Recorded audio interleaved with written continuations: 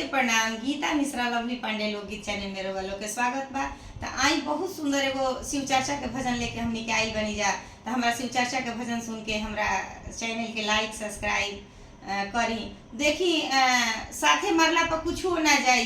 तो यही से हम रउआ लोग से हाथ जोड़ के रिक्वेस्ट करतनी, विनती करतनी कि शिव के एक बार गुरु बना के देख ली। एक बार गुरु बना के देखी। शिव जी में बड़ा दया बा, बड़ा दया करेनी शिव जी। तो देखी तो जगत के गुरु हई, हमनियों के गुरु एक बार बना के देख लिया। यही आधार पे बड़ी सुंदर भजन लेके हमनी के आई बनी जाए कि सखी हो कैला शिव चर्चा नोहरा